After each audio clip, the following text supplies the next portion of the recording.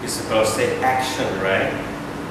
So, last time, if I remember correctly, we discussed the various roles that you get in an effective team. You get the role of explorer, promoter, of assessor, developer, of truster, right? We covered this last time, correct? All right, so let's see what else we got to finish this chapter. I think we did this anyway.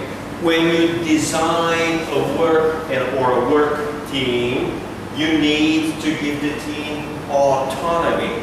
Autonomy is the same as independence. You will have to let them do what they want to do. In other words, you transfer the control and independence part in the decision making into the team, okay? So a team is effective when they can implement their own decisions. Well, if they can make decisions in the first place.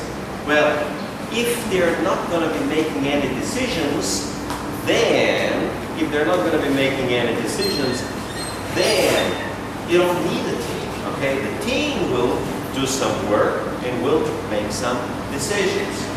Number two, you want from a team a variety of skills. So you want them to complement each other. You don't want everyone having exactly the same skills, okay? For example, if you have a team with IT to develop an application, you want someone to have a web design skills. Another one will have a web programming skills. Another one will have a graphics design skills. Another one maybe web application skills.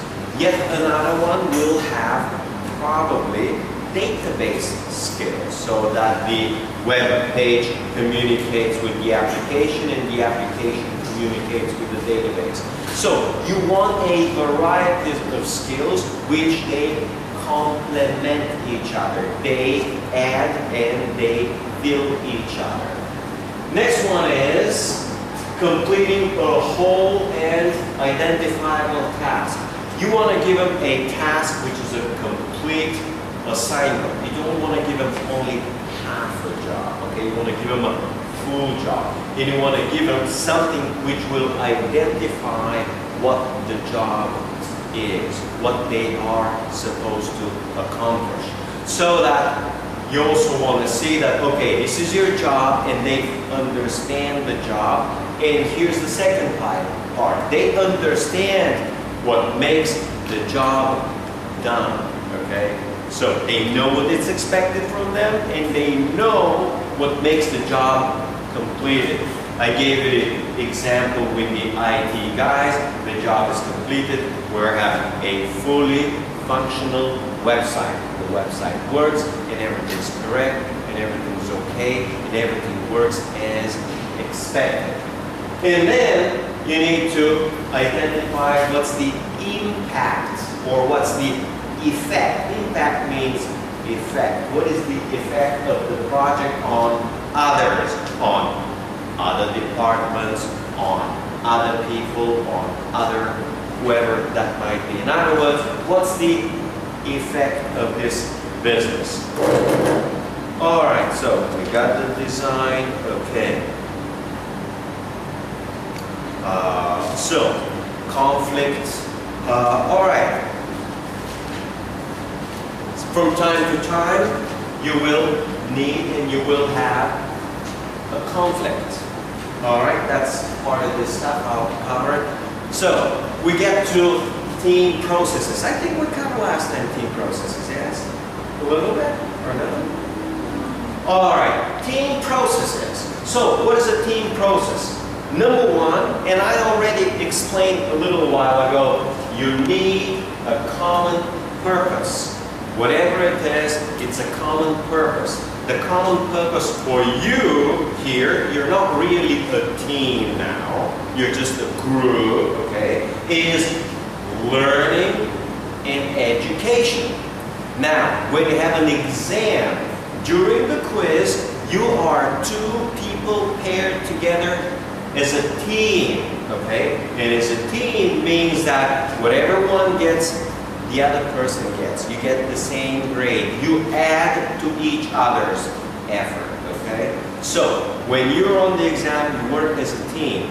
Moreover, we've developed the team principle, which happened during the exam last time, that if one of the person gets sick, okay, or had some accident or some other problem, the other team member remains on the team and performs for the one missing from the team, okay? So that's part of the team. So even if he was not there, he still gets the credit for the team, and that's a major difference from a group. But the main idea is there is a common purpose, and the common purpose applies to groups as well as teams. Next one, you got specific team goals. Applies to groups as well as teams. You need a particular goal. Your goal here is learning basic management concepts and how to apply them within your field of tourism or whatever that might be, the hospitality industry. So you have specific team goals. I gave last time an example of a, let's say, swimming team, a swimming team. The goal may be winning the swimming championship, okay? For a web design team, the goal is to develop a fully functional website which is pleasing to the user, pleasing to the customer, okay? So they actually like it and they actually use it. Next one is team efficacy. I think last time I covered a little bit from, covered and I skipped the team efficacy and what is efficacious. So this is, again, this is very similar to efficiency, but it's not, okay? And this is similar to effectiveness. And I don't want to get into the detail of exactly what is efficacy. I'll just skip that one. The more important part for any effective team is to manage conflict. In any team, you always get some forms of conflict. Whether the conflict is over power, whether the conflict is over right and wrong, whether the conflict is over doing this or over doing that. No matter what, as long as you have a group of people, you will have conflict. And one of the most important things in an effective team is to manage somehow conflict. There is a way to manage conflict. So this is very critical part. Okay. And last one is minimum social loafing. As I explained last time, social loafing is the same as free riding. People who try to use the group and the team to benefit from the team without contributing enough. Example will be a good student pairing with a bad student, okay, or actually the bad student pairing up with a good student, and the bad student doesn't study, doesn't prepare, doesn't do anything. He just pairs with the good student, and the good student writes the whole exam, and then the bad student gets the same grade, the same points, okay? Well, that's an example of free riding. That's an example of social loafing. It's when someone is not contributing enough to the team or to the group relative to the benefits. Social loafing is usually associated with lazy. That's the lazy guy who doesn't want to work hard and contribute to the team. So you need to have a way to control free riding, you need to have a way to minimize it if you're going to have effective team. So if you have effective team, you have to have a way to minimize it. Otherwise, too many people will be eager to do free riding and the team is not really effective. All right, let's see what else we have. Shaping team behavior. Let's see what we have over here. All right. So, shaping team behavior, number one is selecting the team or team selection. That's on page 284. It's just an empty slide, okay? So, number one, you need a proper team member selection, okay? That's very important. Within the selection, you need to see that they have good, proper, adequate skills, and as I explained in the previous slide, the skills complement each other. All right, so that's the first part. And the second part is within the selection of the team to make sure that most of the important roles are filled with specific people. So when you got 10 people, you will have certain roles to be filled. You know who fills which role within the team, okay? So that's the membership selection. And number two is training. Sometimes team members are good enough, they don't need any training at all. But that's not always the case in the real world. This is usually the case for highly skilled professional experts. For example, you have surgery team. This is going to be 3, 4, maybe 5 doctors, okay, who will be performing a complex surgery, okay? They will have 10, 20, 30, maybe 40 years of surgical experience, okay? And you will also have 5 or 8 supporting nurses or assistant surgeons, okay? You will have anesthesiologists, you will have a number of other people on the surgical team of 10 or 15 people, okay? In this case, you probably don't need training. These people are already well trained. These people already know what they're doing, okay?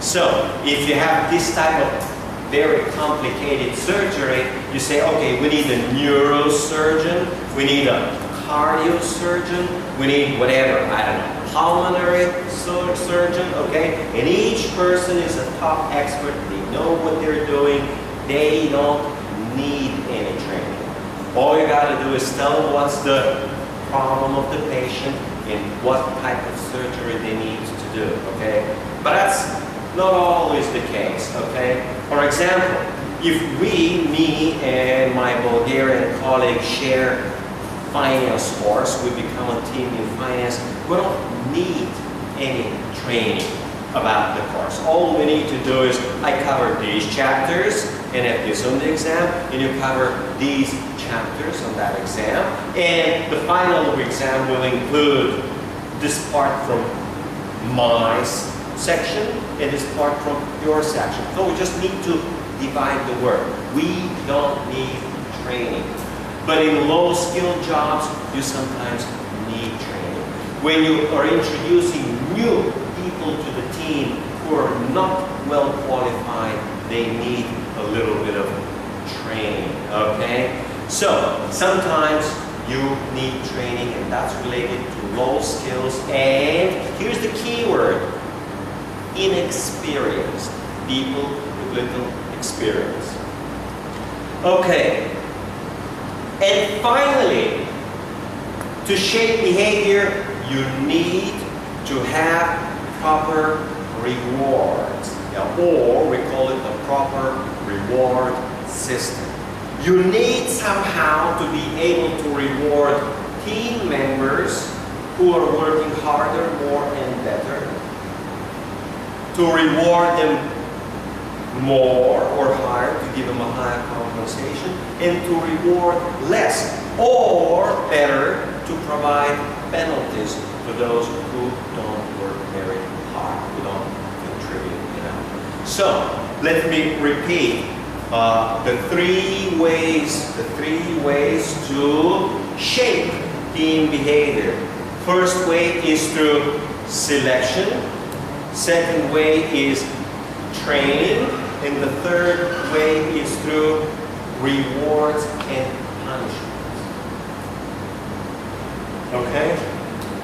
So, this completes section number 3.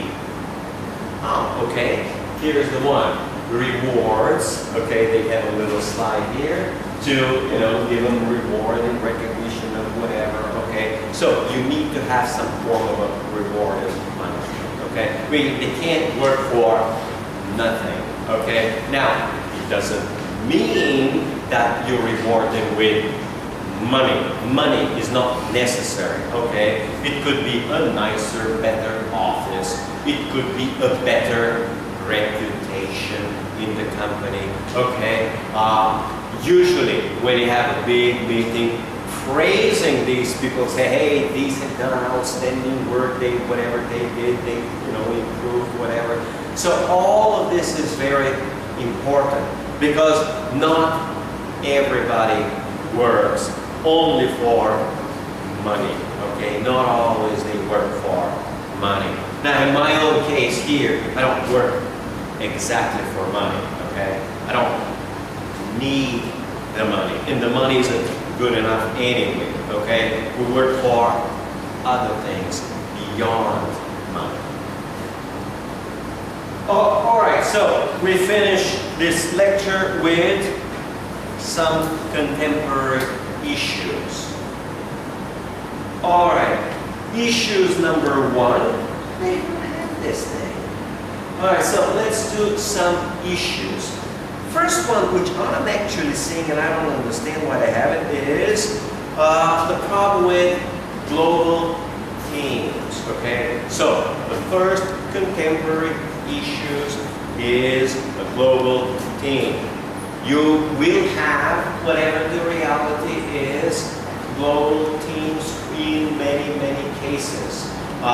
Whether it's research, sometimes two people far away from two different sides of the world will be writing a book together, or they'll be developing a website with which they attempt to, let's say, publish books and make money out of it, okay? So you will have within a corporation a team of people which will be from many different countries. So global teams, let's see if they have global teams here. Yeah, okay, global teams, that's the next section, will have their particular problems.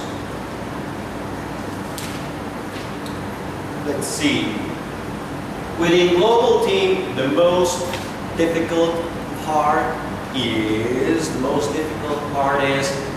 cultural differences and recognizing cultural differences. Let's try to provide a simple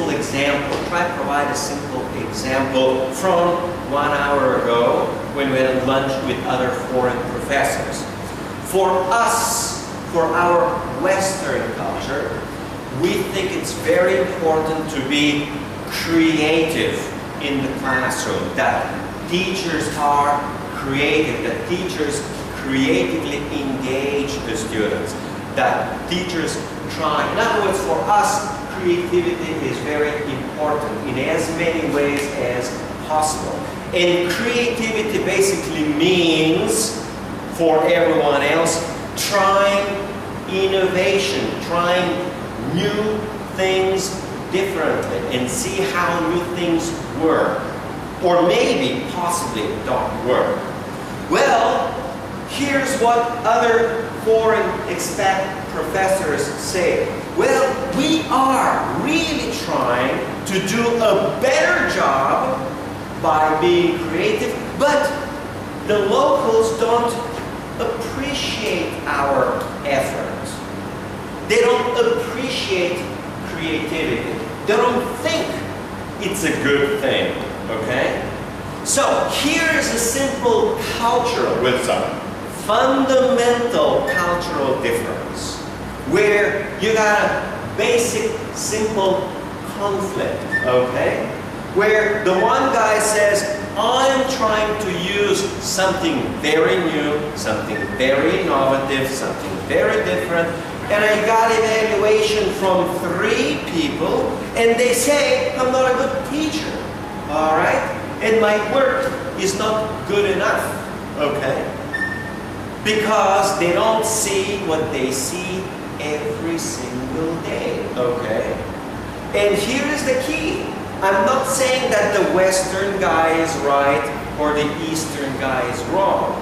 And I'm not saying the opposite. I'm not saying one is right, the other one is wrong. All I'm saying is there's a basic fact. It's a simple fact that there is a difference of culture.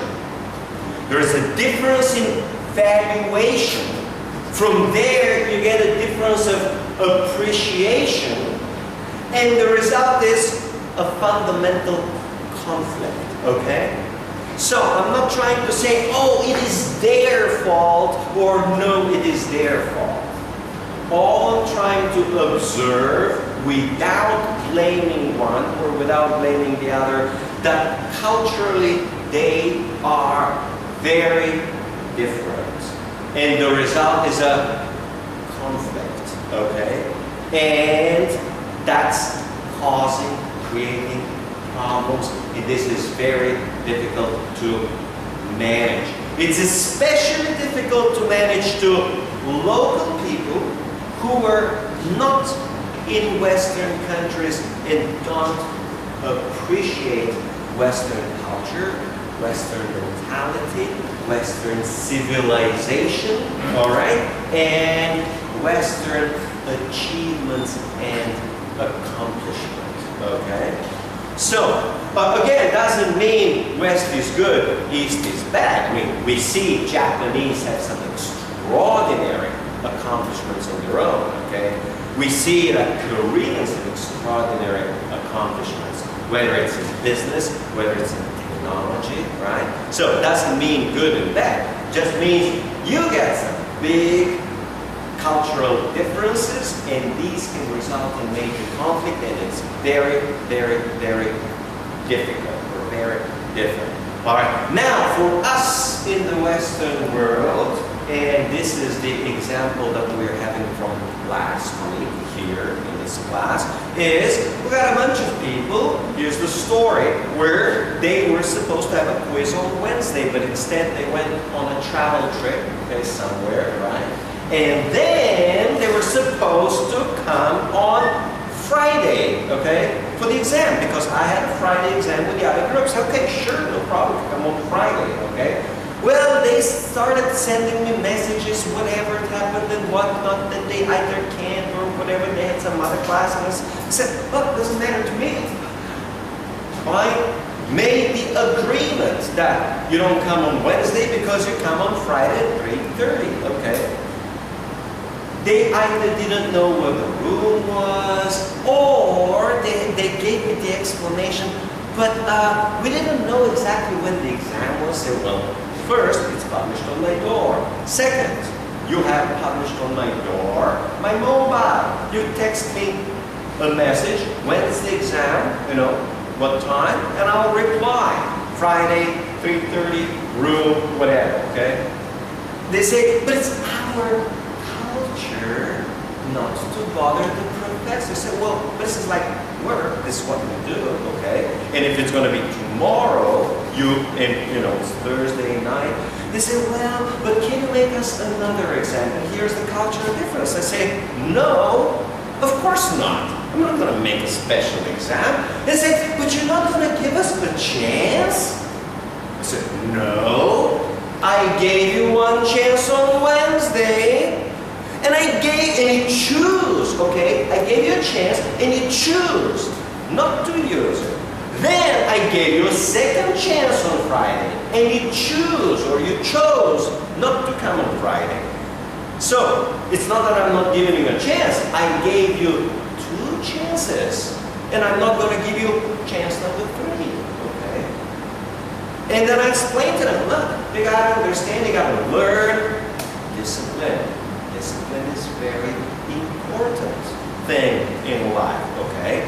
And they said, but some of us would fail. Say, nothing wrong with that. Again, the difference between Western culture and Eastern culture. Failure is okay. Nothing wrong with failure, okay? Failure doesn't mean you die, okay? Doesn't mean you die, okay? Means you failed the exam. You know, you're still gonna have your parents, right? I like to say tomorrow morning, you're still gonna be sunshine, okay? You're still gonna have your electricity, your iPad is still gonna work, your best friend is still gonna love you, right? I mean, life goes on. You're gonna take the course again, you're gonna learn well, no big deal, okay? It's not the end of the world, right? So, but they say, they make it like it's the end of the world. And say, well, there's one other thing. If you lost the points on the quiz, you're going to study and work harder and prepare better for the final, okay? Well, again, this is a difference between Eastern culture and Western culture. And what I see here is a lack of basic discipline. And discipline is necessary, okay? And people should have and bear the consequences of their decisions. All right? So these are some of the basic differences between culture. All right. Let's see what we have over here. All right, some contemporary issues. Well, basic disadvantages. I think this should be usually for global teams. This should be for global teams. Is sometimes you have, you know, dislike team members, okay? For some reason, some person, you know, may not like black people. You have a black person on the team from some other countries, and you may dislike them. It happens. It is built in culturally for all Japanese to literally hate foreigners, and Japanese don't like foreigners, okay? It is within Chinese culture that most Chinese think themselves are superior and better, and they don't like foreigners. Many Thai people I see don't like foreigners. Some see that they have to work with foreigners, okay? And you have a lot of, let's say, European culture. Germans, they don't always like foreigners. They think Germans are better. They are superior.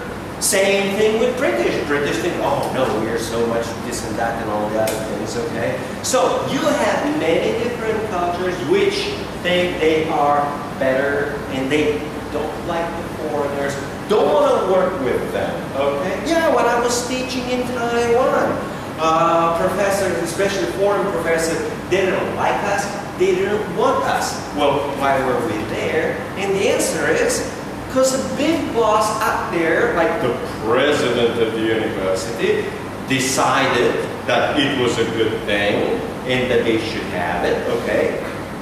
And all the others underneath didn't like it, okay? And all the others underneath, they say, look guys, we don't want you, we don't need you, okay? And you don't have to be here. And if you don't like it here, you leave, okay?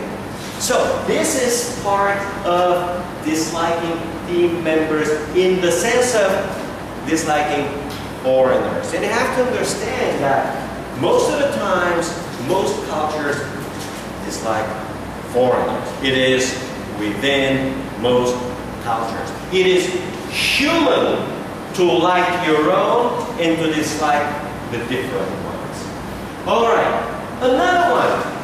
There is always a general mistrust. Can you trust the Chinese for whatever he is going to do? Again, I'm not saying Chinese are bad, but can you just trust them? Well, what about this? for all Western people in the Arab world, they will tell you one thing: you can't trust Arabs. Arabs will always screw you on the first possible chance, okay? You don't trust these people, okay? Now, it doesn't mean I'm saying that they're bad people. It doesn't mean that all of them are like that. But that's what Western people think. Again, and we're coming back to the previous chapter. The previous chapter is perception. This is the perception. Doesn't mean it's true, doesn't mean it's right. But that's the perception. And you can't really trust them. So within international teams, mistrust is very common problem. You just don't trust these people, okay? Number 3 is stereotype. I just gave you one stereotype of Western people for Arabs. One stereotype is that you can't trust these people. These people are not trustworthy. Training, right? Is training going good, right? So, next one. You always get, especially between foreigners, especially with different native languages, you got communication problems, okay?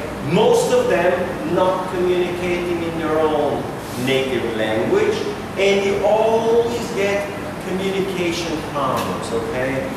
One person tried to say one thing, another person interpreted something else, something was written, and suddenly you got communication problem. Very, very common in global, international teams, especially when you don't have native speakers. Now, you will have little problem between a British person and Australian. Why? Language is the same, the culture is remarkably similar, okay, so I have little cultural differences, little, practically no language differences. So you're not going to get much communication problem here.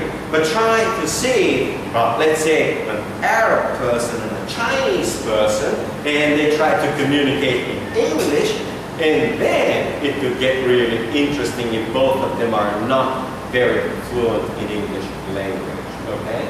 Well, yeah, you get this here with Chinese tourists where, let's say, a Thai person does not know good Chinese or any Chinese at all, okay? And try to talk with the Chinese in English, and the Chinese doesn't have a good English either, and sometimes it's, it's a little funny to watch Chinese trying to talk with a local, well, here, right? And you got communication problems in general. And then you got stress and tension. That's obvious, doesn't always happen, but you don't know what to do, what happens, and those kind of things. All right.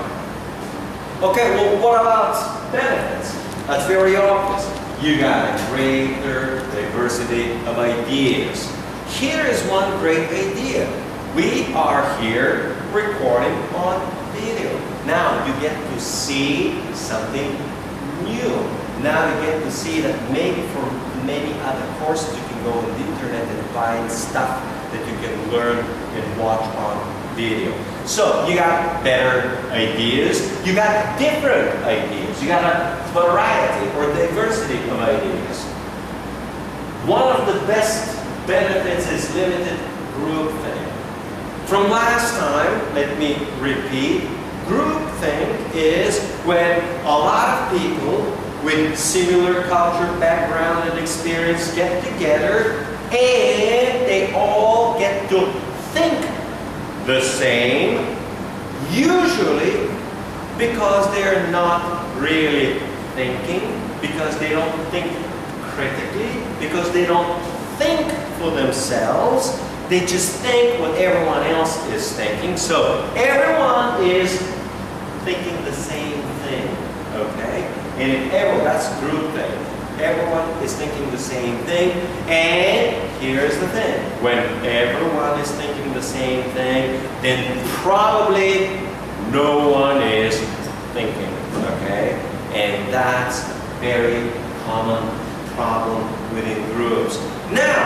with an international team, this is not likely to happen. It's not easy to get, you know, Chinese, Japanese, and Arab, European, and American to get into a group thing, okay? That's not likely to happen. So, foreigners can act as a check on thinking. So, foreigners say, oh, that's not good, that's not a good idea, you know? So they can provide part of the variety of ideas means that they can destroy groupthink more easily. Otherwise, people will easily fall into the groupthink and they'll just think on their own, okay?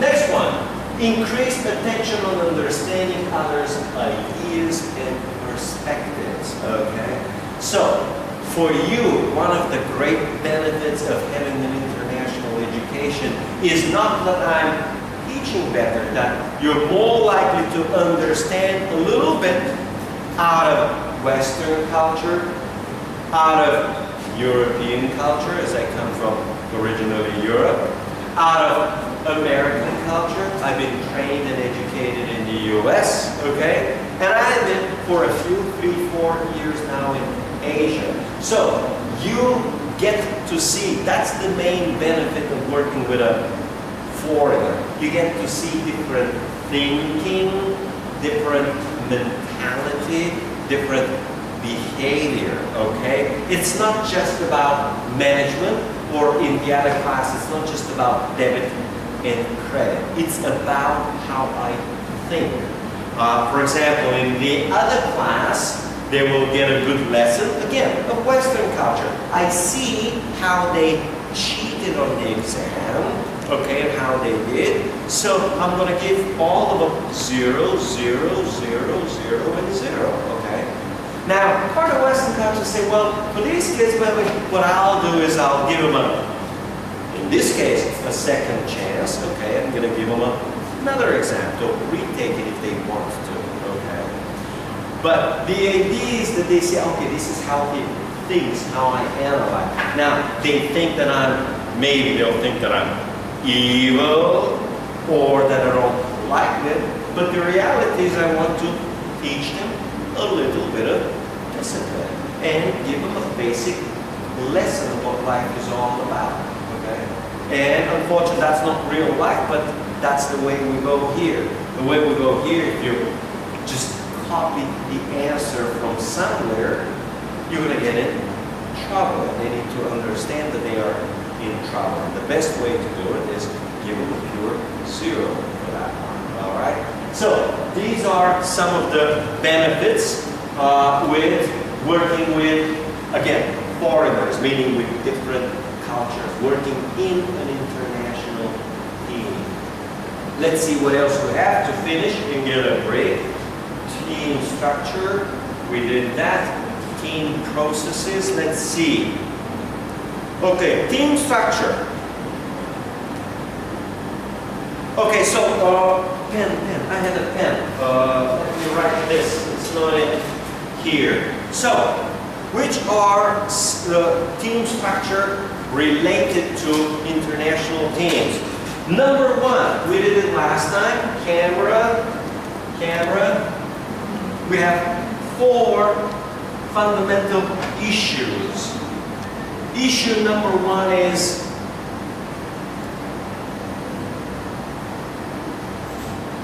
conformity. I'll get the others too in a minute. Conformity.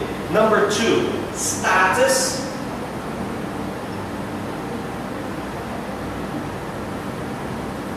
Number 3 is social loafing.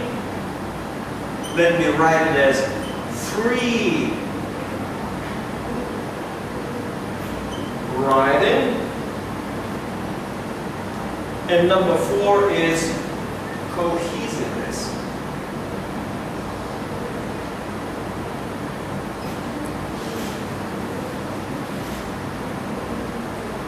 All right, you got it? That's good enough.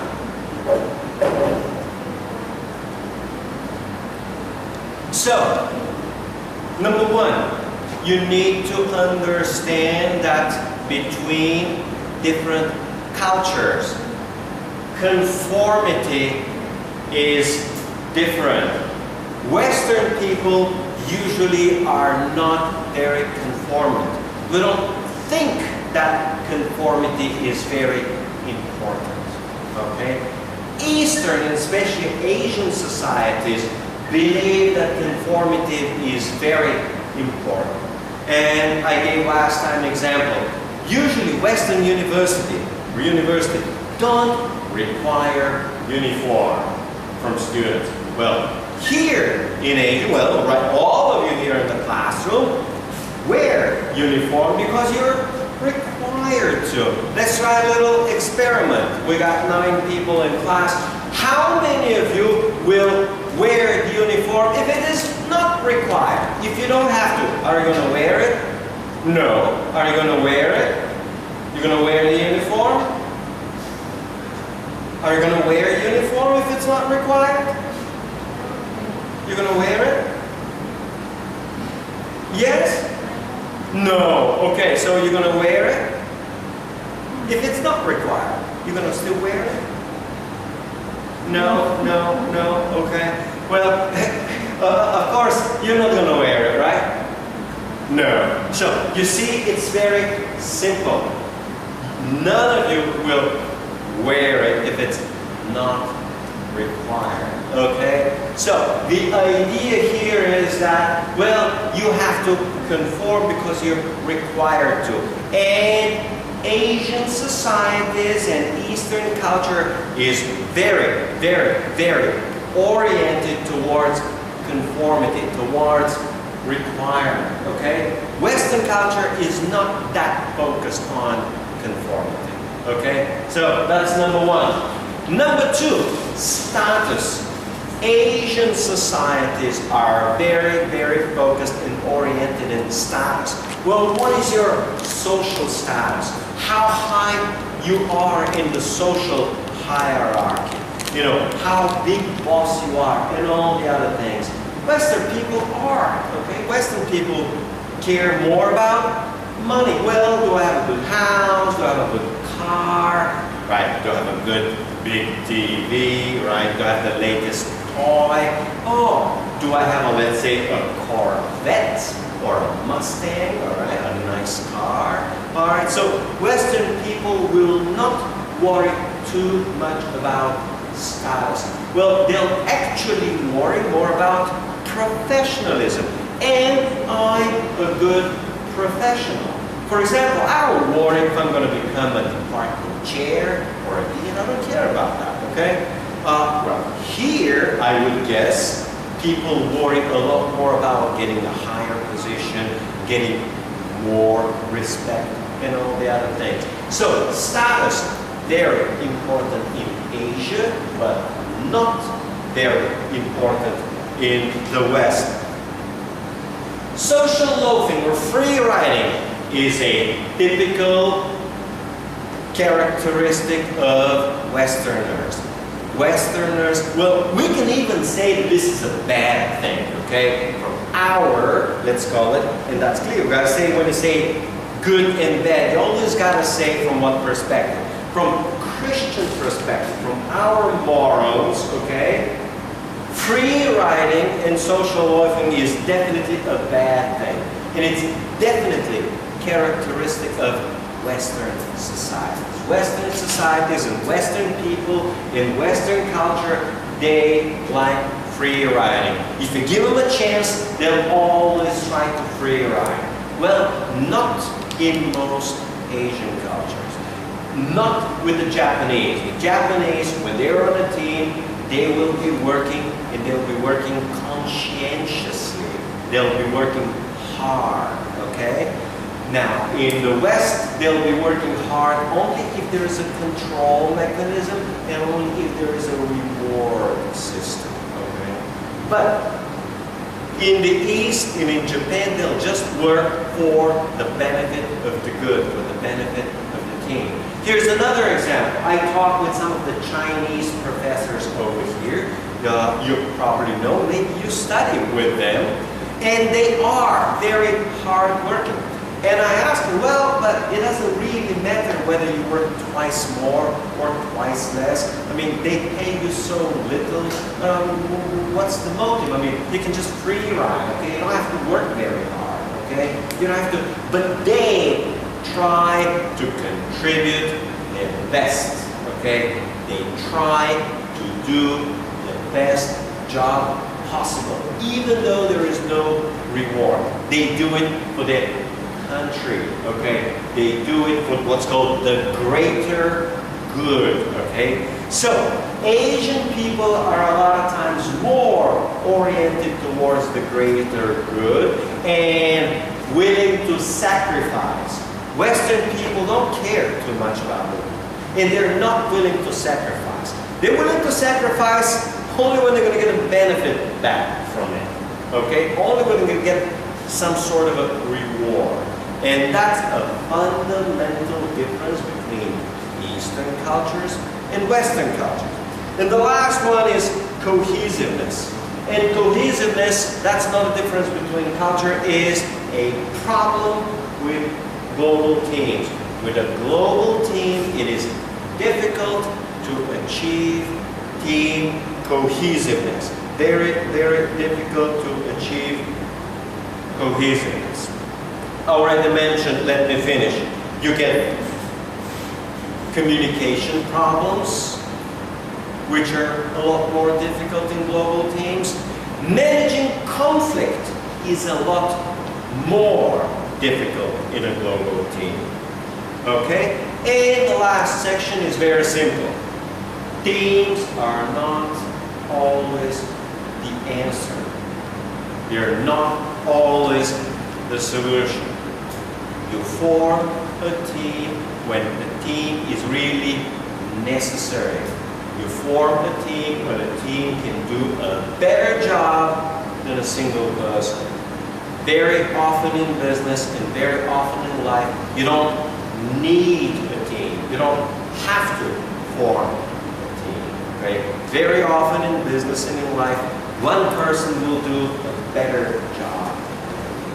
Sometimes when you need a team, this means that you don't have good and competent people who can do the job alone. That's what it means. So you should not, now the Western world, in the Western business is very, very hooked on the idea, and for everything they're trying to make and create teams. And the answer is, you don't really need it. You have to think, do we really need a team? And is a team a solution or not a solution?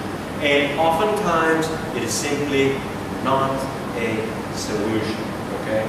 So that should be it. And that finishes the chapter for today.